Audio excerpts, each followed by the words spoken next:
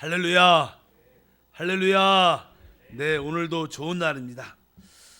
자, 오늘 우리 하나님 말씀 어제 이어서 우리 데살로니가 전서 마지막 부분 다시 한번 5장 23절부터 보겠습니다. 23절 말씀을 다시 한번 합독하면, 평강의 하나님이 친히 너희를 온전히 거룩하게 하시고 또 너희의 온 영과 혼과 몸이 우리 주 예수 그리스도께서 강림하실 때 흠없게 보존되기를 원하노라.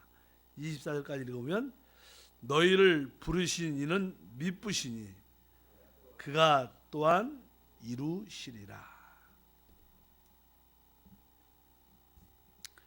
하나님께서는 오늘 말씀에 있는 것처럼 너희의 온 영과 혼과 몸이 보존되기를 원한다, 이렇게 말씀을 합니다. 그래서 어제 특별히 우리 영이 어떻게 보존될 수 있는가, 그것은 바로 그 앞에 기록이 쭉 돼 있어요.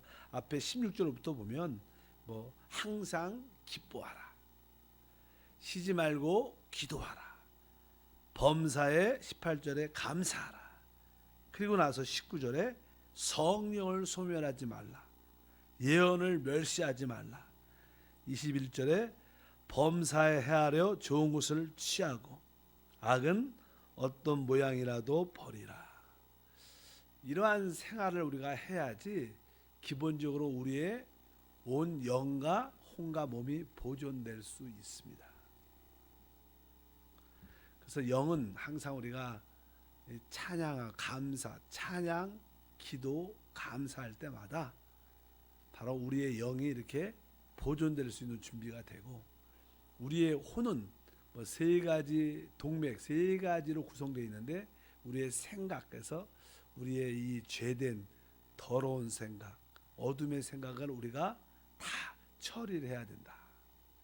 그리고 우리의 의지는 거역적인 것에 대해서 인식을 갖고 항상 순종적인, 순복하는 그런 마음, 또 우리의 감정은 합당한, 삐뚤어진, 오염된, 상처받은 그런 감정이 아니라 사랑으로 채워지는 그런 감정으로 갖고 있어야지 될 것이다, 이렇게 말씀을 드릴 수 있습니다. 그 다음에 우리의 몸은 어떻게 할 것인가? 우리 몸은 어떻게? 몸은 자신이 아니, 몸이 움직이고 활동하는 이유는 자신이 아니 우리의 어떠한 혼을 따라, 우리의 생각을 따라, 생각이 어떤 결정을 하면 몸은 행동하게 됩니다. 그래서 우리의 이 타락된 혼을 따라, 혼의 지배를, 우리의 몸은 영의 지배를 받아야 되는데 혼의 생각의 지배를 받으면 잘못될 가능성이 많죠. 그리고 어떠한 경우에도 우리의 몸을 죄된 어떠한 모양에 우리가 던져줘서 안 될 것이다, 이렇게 표현할 수 있습니다. 여기서 중요한 것 중에 하나는 아까 23절에 흠없게 보존되기를 원한다, 흠없게 보존되기를 원한다. 이것은 좀 능동적인 단어의 의미도 있고 수동적인 의미도 많습니다. 이 의미는 다른 뜻이 아니라, 이제 우리 영과 혼과 몸이 온전히 보존되려면 하나님도 우리를 그걸 지켜주겠지만 바로 우리가 적극적인 마음을, 능동적인 그런 마음을 가져야 된다는 거예요. 실제로 우리 하나님은 성령으로 내주한 그리스도로 우리 안에 계십니다. 근데 그분이 우리의 온 존재를 거룩하게 하기를 원하시는데 그분이 스스로 할 수 있지도 않습니다. 실제로 우리가 적극적인 이런 내가 온 존재를 거룩하게 보존하기를 원한다는 뜨거운 마음을 갖고, 갈망을 가지고, 원함을 가지고 있어야 우리 안에 계신 그리스도도 역사할 수 있다는 거예요. 그래서 우리의 모든 봉사와 섬김은 동력하는 겁니다. 동력. 하나님이 우리 안에 계실지라도 우리가 합당하게 우리의 마음과 우리 온 존재를 하나님께 내어주고 그런 마음을 가져야 그분도 이제 역사하셔서 우리를 거룩하게 지키게 될 줄 믿습니다. 그래서 항상 우리는 하나님의 동력자라는 표현을 많이 하는데, 바로 하나님도 우리 가운데 역사하시지만 우리도 그분과 함께 동역할 때 이러한 결과를 가질 수 있다. 이것을 늘 갖고 하나님만이 역사해달라고만 기도하는 게 아니라 기꺼이 내가 하나님을 따라 거룩하게 살기를 원합니다, 이런 마음에 동력하는 마음을 간절한 원함을 가져야 하나님도 우리 가운데 은혜와 복을 더하실 줄 믿습니다. 그래서 항상 마음에 신앙생활은 동역이구나. 하나님만 역사하는 것이 아니라 내가 자발적으로 스스로 헌신적으로 기쁨으로 참여할 때 하나님이 더 우리 안에서 역사하사 우리를 온전히 지키는 그러한 은혜와 축복이 함께할 줄 믿습니다. 하나님의 역사하심도 있고 우리의 동역, 원함도 함께 있을 때 이러한 뜻이 이루어질 수 있다. 그래서 기도할 때마다 하나님, 나는 내 영과 혼과 몸이 온전히 보존되기를 원하지만 내 스스로 할 수 없음을 압니다. 나는 간절히 원하는 마음이 있사오니 하나님께서 내 안에서 역사에 다 주시옵소서. 이렇게 간절한 표현의 기도가 우리 가운데 필요한 줄 믿습니다. 또 23절에 보면 중요한 단어가 하나가 이제는 우리의 주 예수 그리스도께서 강림하실 때 강림하신다. 강림. 다시 오신다는 거죠. 우리가 4장과 5장에 주님의 재림에 대한 언급이 쭉 있었습니다. 그래서 나는 그 데살로니가 성도들이 바울의 이 말씀을 통하여 주님이 곧 다시 오신다. 때와 시기에 대한 설명도 하고 이게 주님의 재림에 대한 말씀을 이렇게 들었을 때 많은 성도들이 그것을 어떻게 기뻐했습니다. 야, 주님이 곧 오신다. 그럼 우리도 그렇잖아요. 주님의 재림에 대한 말씀을 심각하게 진지하게 또 믿음으로 받아들이면 거기에 대한 뜨거운 어떠한 소망과 기쁨이 충만해집니다. 또 주님이 빨리 오시기를 사모하는 그런 마음이 있습니다. 우리가 주님이 다시 강림하시지만 주님의 강림을 하실 때 우리가 준비되어야 될 것이 있다. 그것은 다른 것이 아니라 우리의 온 영과 혼과 몸이 거룩하게 보존되어야 된다는 거예요. 만약에 우리가 주님 오실 때 우리의 영과 혼과 몸을 거룩하게 보존하지 않는다면 어떠한 문제가 발생할 수도 있다. 그래서 우리가 주님의 강림, 다시 오심을 진짜로 사모한다면 우리가 우리의 온 존재를 거룩하게 지키고 있어야 된다. 이런 것이 선행돼야 된다. 그냥 주님이 다시 오신다는 걸로 기뻐해서는 안 된다. 너희의 온 영과 혼과 몸을 잘 보존하고 거룩하게 보존해야 주님의 강림하실 때 참된 축복과 은혜에 참여하게 될 것이다. 그래서 항상 우리가 주님의 재림, 다시 오심, 강림하심을 기대한다고 소망한다고 말할 기대하고 있다면 여러분들은 여러분의 온 영과 혼과 몸을 거룩하게 보존시켜야 됩니다. 그러한 삶을 살 때 주님의 강림의 놀라운 역사를 우리가 갖게 될 줄 믿습니다. 성경에서 이 구원이라는 것은 큰 의미를 갖고 있습니다.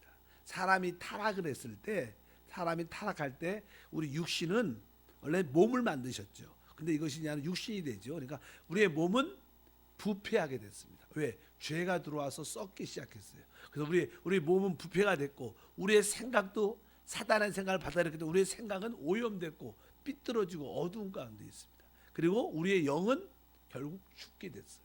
이것이 사람의 타락의 삼중 타락을 말하는 거예요. 우리의 몸은 부패됐고 우리의 생각은 우리의 혼은 오염됐고 우리의 영은 죽은 게 우리의 실제적인 모습입니다.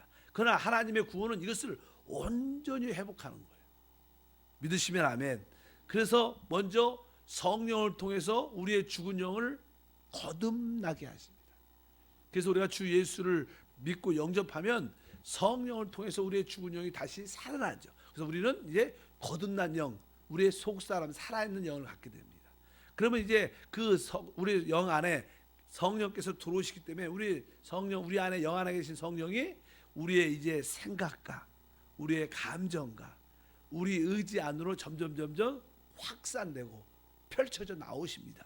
그러면 우리의 온 존재가 우리의 생각도 거룩하게 되고 우리의 감정과 의지, 우리의 온 존재의 우리 혼이 우리 자아가 점점 지금 계속 거룩해지고 있죠. 여러분 하나님 말씀과 성령을 통해서 거룩해지고 결국 주님이 다시 오실 때 이 썩을 몸, 죄의 몸도 영광스러운 몸으로 변화된다. 이것이 완전한 하나님의 구원이다. 하나님이 지금 무엇을 하고 계신가? 뭐 우리의 기도를 응답해 주시고 우리를 축복하고 계신다. 일반적인 이한 보편적인 말들이 있지만 하나님 지금 어떤 일 우주에서 이 땅에서 무슨 일을 하고 계신가? 여러분의 영을 거듭나게 하시고 지금 계속 여러분의 생각과 감정과 의지를 거룩하게 만들어가고 계십니다. 결국 여러분의 몸을 온전히 영광스러운 몸으로 변형시킬 겁니다. 이것이 하나님의 역사입니다. 그래서 여러분을 하나님의 온전한 아들로 세우는 것이 또 이 우주와 이 땅을 하나님의 상속자로 여러분을 세우는 것이 하나님의 뜻인 줄 믿습니다. 하나님은 어떤 일을 하고 계신가? 바로 그런 일을 하고 계신가? 여러분들이 그래서 이 땅에서 신앙생활을 할 때마다 내 영이 거듭났고 내 속사람이 더 강건해져야 되는 거야. 내 생각도 거룩해져야 되는 거야. 내 감정도 거룩해지고 내 모든 의지도 거룩하고 변화돼야 되는 거야. 우리는 지금 계속 변화되는 과정 가운데, 그런 과정 가운데 결국 우리의 타락한 몸마저 영광스럽게 변화되는 것이 하나님의 구원의 결과인 것을 기억해야 된다. 우리가 이 땅에서 잘 먹고 잘 살고 이런 생각을 일반적으로 갖겠지만 하나님의 차원은 훨씬 다른 겁니다. 여러분들이 하나님의 온전한 구원을 체험하기를 주의 이름으로 축복합니다. 그래서 아까 23절에 그런 말씀이 기록되어 있습니다.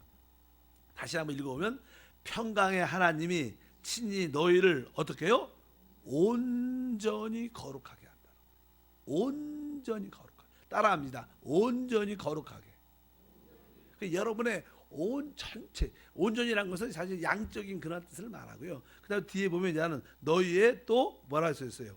온 영. 또 온이라는 단어가 온. 이것은 질적인 거예요. 앞에 있는 온전히 거룩하게 하는 것은 양적인 것이고 우리의 온 전체를 말하는 것이고, 또 한편적으로 온 영과 온 혼과 온 몸, 온이라는 뜻은 이게 질적으로 하나님의 상태까지 우리를 이끌어내겠다는 거예요. 하나님. 이것이 하나님의 구원인 줄 믿습니다.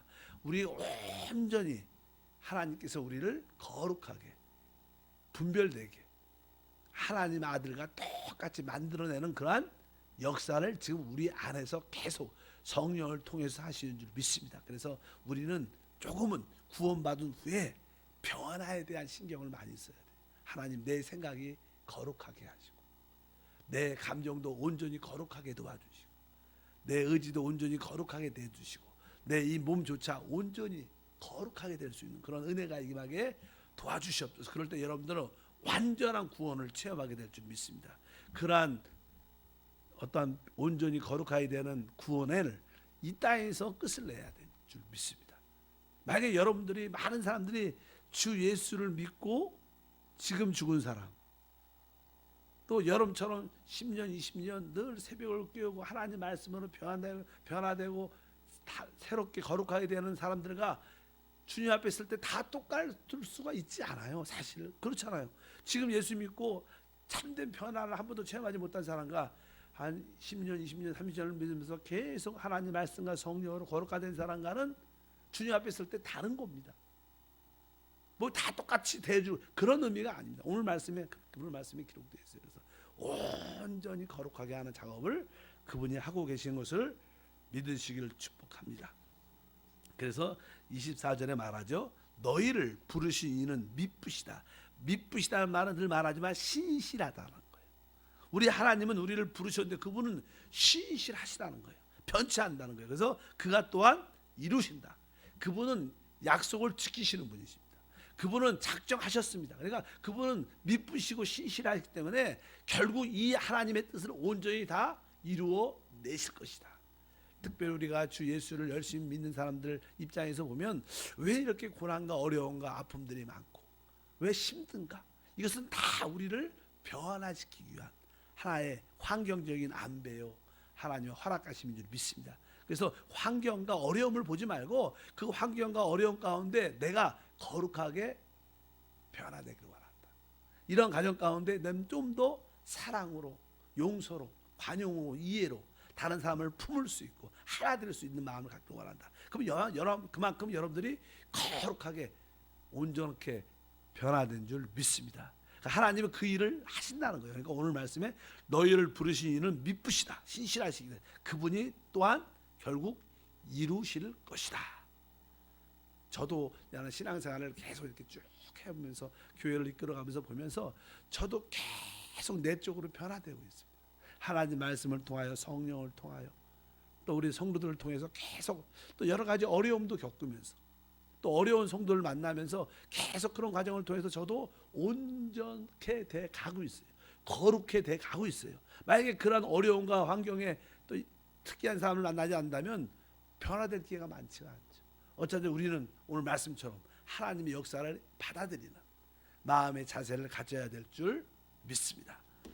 그 다음에 25절, 형제들아 우리를 위하여 기도하라. 다시 한번 시작. 형제들아 우리를 위하여 기도하라. 그래서 이제 우리는 서로를 위해서 기도해야 됩니다. 특별히 성도들은 이 사역자들을 위해서 열심히, 여기 사실 데살로니가 교회 성도들이 성도의 신앙의 연조가 1년밖에 안 됐어요. 1년밖에 안 된 어린 성도들한테 사도 바울이 고백하는 거야. 야, 성도들이요, 형제들이요, 나를 위해서 기도해 줘야 된다. 우리에서 하나님의 사역에서 가장 중요한 것은 기도입니다. 기도를 많이 받아야 되고, 또 저 역시 여러분을 위해서 많이 기도해 줘야 됩니다. 서로 기도해 주는 마음의 자세. 우리에게 기도가 없다면 온전한 역사가 이루어질 수가 없습니다. 아까도 여러분들이 오늘은 특별히 우리 교육자와 우리 선교사와 현지인 사역자를 위해서 기도하자. 오늘 수요일 날이라 그렇게 기도하는 날인데, 오늘 말씀에 있는 것처럼 형제들아 우리를 위하여 기도하라. 성도들은 사역자를 위해서 뜨겁게 기도해 주셔야 돼요. 우리 사역자 역시 여러분을 위해서 뜨겁게 기도함으로 이 기도를 통해서 모든 통로가 축복의 역사가 나타나는 줄 믿습니다. 그래서 서로 깊이, 내가 신앙이 깊고 오래됐고 어리고 이 모든 것을 다 떠나서 성도라면, 구원받은 자라면 그때부터 사역자들 위해서 기도하고 서로를 위해서 기도하는 마음의 자세가 필요한 줄 믿습니다. 26절, 거룩하게 입맞춤으로 모든 형제들에게 문안하라. 항상 이렇게 여기에서 하나님이 우리를 거룩하게, 온전히 거룩하게 한다. 거룩하게 된다는 것은요, 이 통속적이고 세상적인 것과 분별된다는 거예요. 거룩하게 된다는 것은 하나님을 위한 거룩한 사람이 되는 것입니다. 만약에 내가 날 위해서 산다, 그것은 세상적이고 통속적이고 육신적인 거죠. 날 위해서 사는 것은. 그러나 내가 하나님을 위해서 산다면, 정확하게 하나님을 위해서 산다면, 분별돼서 산다면 우리의 삶이 거룩한 삶이 되는 거예요. 어차피 우리의 삶은 하나님을 위한 삶이라는 것을 분명히 갖고 있어야 된다. 그래서 여기에 거룩이라는 단어를 또 쓰죠. 거룩하게 입맞춤으로 모든 형제에게 문안하라. 입맞춤이라는 것은 사랑의 하나의 표현이니까 어차피 우리는 거룩한 사랑을 가지고 모든 사람을 대하는 마음의 자세가 있을 필요가 있다. 27절에 내가 주를 힘입어 너희를 명하노니 모든 형제들에게 이 편지를 읽어주라. 내가 주를 힘입어 너희를에게 명한다. 이런 표현들은 바로 이 시간에 성도들에게 다시 한번 강하게, 이제 내가 쓴 이 서신 편지를 하나님 말씀으로 모든 성도들이 잘 읽게 하라. 뭐냐, 편지가 한 장이 줬을 때 그냥 모든 성도들이 다 그 편지를 가지고 있을 수는 없죠. 그러니까 항상 모일 때마다 이런 편지를 천천히, 여기 1장부터 5장까지가 있잖아요. 우리는 이렇게 나눠 장으니까 이번 주는 1장을 쫙 읽어주면서 설명해주고, 근데 다음 주는 2장, 모일 때마다 우리가 지금 하나님 말씀, 여러분들 제가 여러분에게 이 말씀을 어떻게 읽어주는 겁니다. 마찬가지입니다. 하나님 말씀을 자꾸만 듣고 그 말씀에 대한 거룩함과 은혜를 우리 모두가 체험해야 될 줄 믿습니다. 마지막으로 28절에 우리 주 예수 그리스도의 은혜가 너에게 있을지어다. 그래서 우리에게는 항상 주 예수 그리스도의 은혜가 넘쳐야 됩니다. 실제로 이제는 구약에는 율법이라는 것이 있었습니다. 율법은 모세로 말미암아 주어진 것이지만 은혜와 진리는 예수 그리스도 말미암아 온 겁니다. 그러니까 은혜는 예수 그리스도 말미암아 왔다는 뜻은 예수 그리스도가 곧 우리의 뭐예요? 은혜라는 거예요.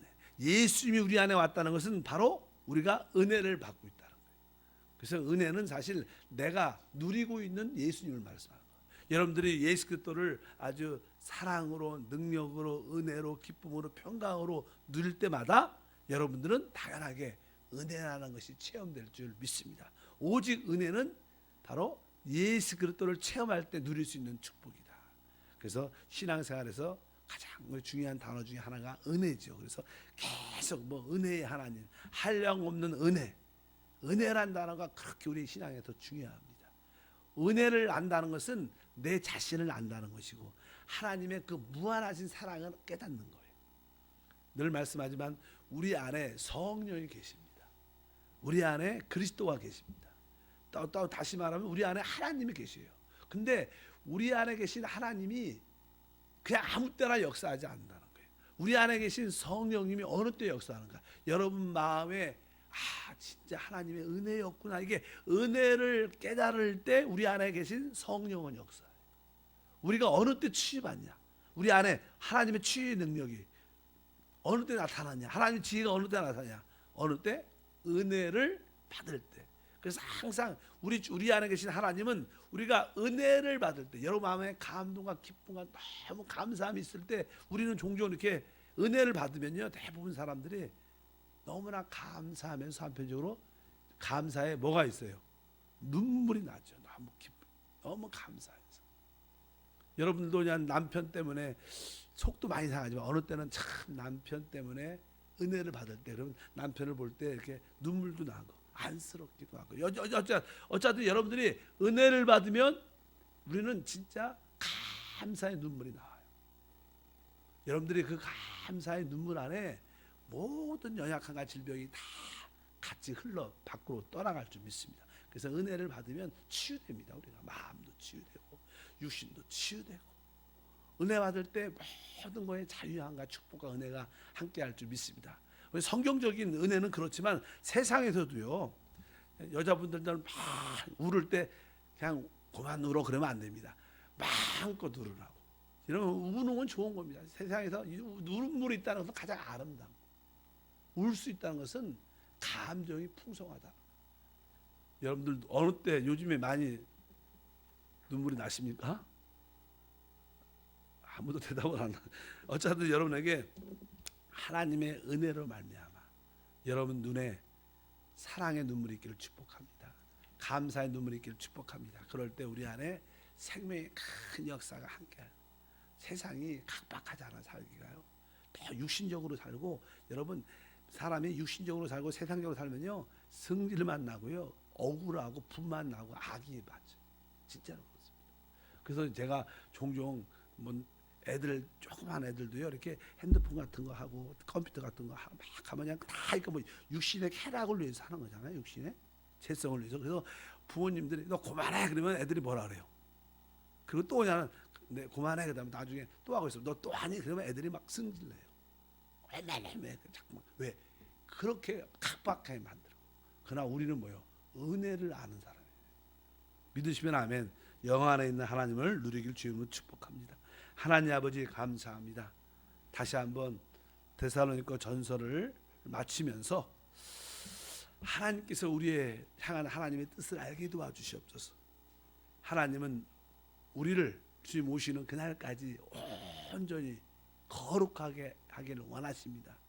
주님 오시는 그날까지 우리가 온 우리의 영과 혼과 몸을 거룩하게 보존할 수 있는 지혜를 더하여 주시옵소서. 오늘도 말씀을 따라 항상 기뻐하고 쉬지 말고 기도하고 늘 감사하고 성령을 소멸치 말고 예언을 멸실치 말고 악은 어떠한 모양이라도 버리는 거룩함을 추구하게 하옵소서. 주 예수 이름으로 기도함나이다. 아멘. 하늘에 계신